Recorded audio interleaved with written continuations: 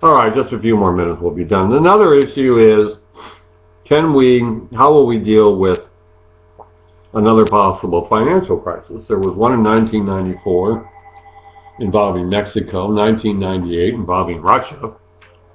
Maybe Mr. Putin remembered that when he was playing his games. And then, of course, the crisis that came with the 2008-2009 financial meltdown.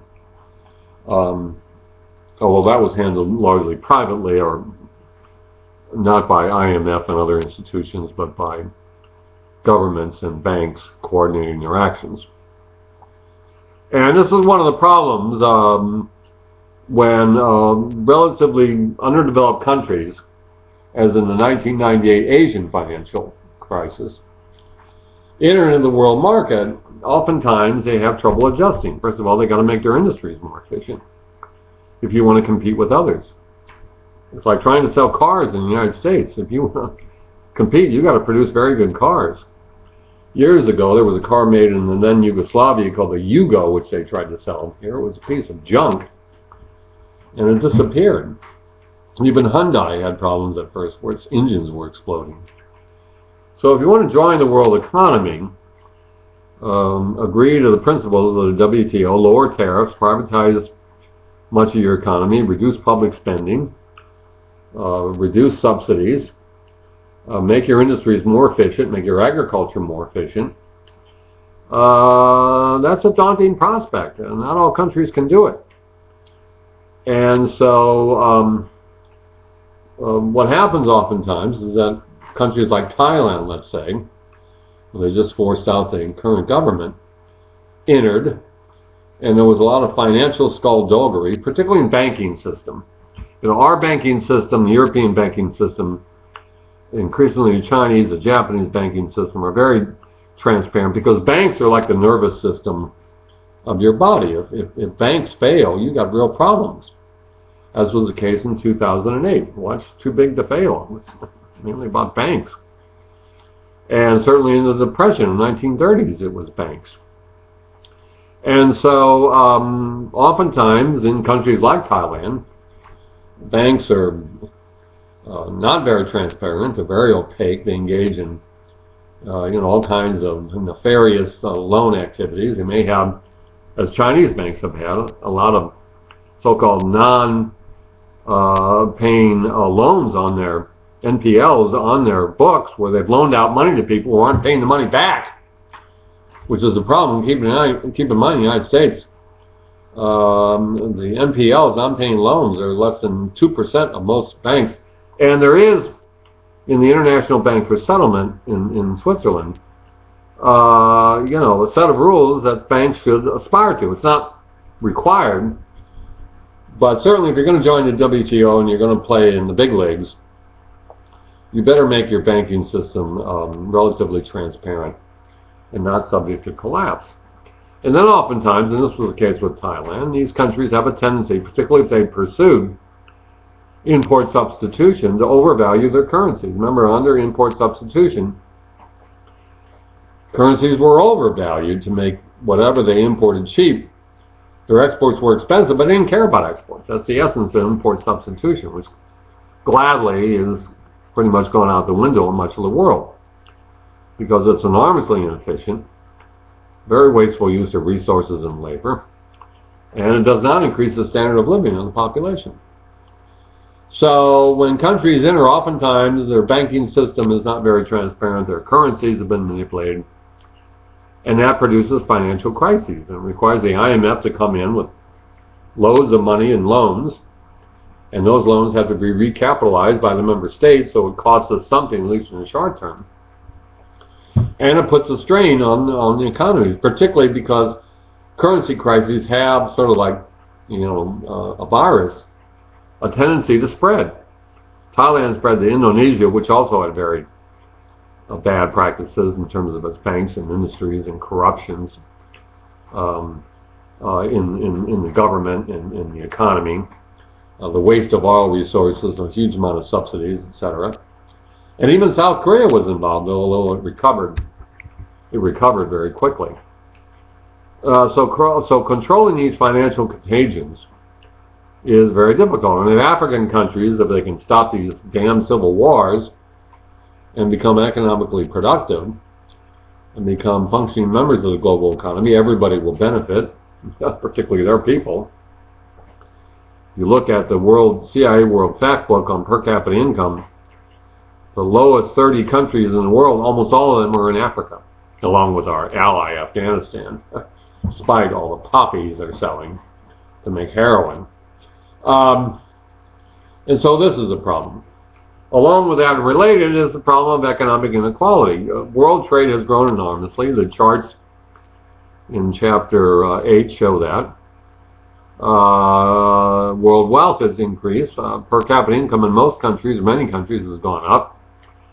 Certainly has in China. 200 million people have been pulled out of poverty in China. The greatest, probably, economic progress in the history of the world.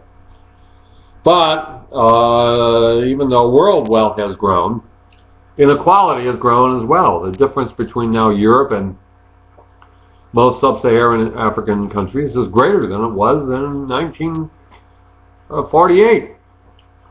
The gap is increasing, not decreasing. This is between countries, and of course, as we know here and in China, with our high Gini coefficients, the gap is growing as well. So the problem with the world economy is that as the rules are set, there's not a lot of redistribution of income. This is not a welfare state, folks. This is not a charity organization. And although IMF and World Bank, IMF for emergency purposes, World Bank to help poor countries try to help, when in the case of Africa you have so many corrupt political leaders, so much political instability, civil wars, etc., crazy groups like this group in Nigeria. Where did this guy come from? Let's send in the Navy SEALs and take care of him the way we did Mr. Osama. And so this is a problem that needs to be addressed, but frankly the world trading system is not set up to do it. That's why you get critics of globalization, demonstrators in Seattle and elsewhere, criticizing globalization, that it's not decreasing the difference between the wealthy and the poor, demonstrating. But I got news for you folks, the system is not going to change, not dramatically. And although the wealthy countries do a lot, frankly, to try to assist the poorer countries, providing trade agreements, etc., we can't create stable governments for them. We can't stop these two guys in the Central African Republic from fighting with one another. We can't stop ethnic conflicts. We can't stop, frankly, the conflicts in Ukraine. We can urge them to knock it off and seek political channels for solving the problems, but we can't force them. We're not going to intervene militarily everywhere. Intervening in Syria would have been a disaster. And so it's up to the political leadership, and I would argue as a political scientist that it is largely political reasons that countries have failed to become more prosperous and be active members of the world economy. As in the case of South Korea. South Korea is a perfect example that it can be done by a country that was very poor, had no raw materials, well-educated population, but they did it because they had, frankly, enlightened, not democratic, but enlightened political leadership. Same way in China. Chinese leadership is made up of all engineers. I wish we had a few others, instead of all lawyers. I don't know why anybody wants to become a lawyer. I never did. Boring. Even though I taught some law when I taught American government at Adelphi, but those are days past now. So economic inequality, remember, remains a problem. The other question is, will the United States continue its primary role? Because most observers agree you have to have a country no longer a hegemon. We're not a hegemon, and I wouldn't want us to be. Because in 1944 and early post-war period, when we were a hegemon, we could set the rules. Everybody else was poor, living on the edge of survival. That's not good. It's better that we have other countries that are wealthy, like Germany, China, and many others. More the better. But you still need a leader who's going to endure the public cost of creating institutions and maintaining them. And there is a public good cost to this, and we have sustained it. We do by having the dollar as the world currency, although we get benefits from that as well. And there's not going to be a world currency other than the dollar. That hope, which John Maynard Keynes had at Bretton Woods in 1944, just is not in the cards. I don't even think it's going to happen in your lifetime. Disastrous climate change may, but not a world currency. And the euro, because of all kinds of problems demonstrated with the Greek situation, the euro is not going to replace the dollar. There's just no question about that. And so the current system, you know, it provides an opportunity, sort of like education, for countries to become wealthy and to use the trading system to their benefit. South Korea certainly did. But you got to make a lot of internal changes. And above all, you have to have political stability. Not necessarily democracy, but political stability and leadership and elite in the society that are committed to creating an efficient and productive economy. And sometimes that's not easy, particularly when you're shooting at each other. All right, folks, last video. I may ask everybody, well, make sure you do the student evaluations if you haven't done one already, all right? We really do need universal and near universal response on that, which is why I argue that if you didn't do them, you didn't get your grades. But we can't be too tough on our poor little Adelphi students because life is so hard for them.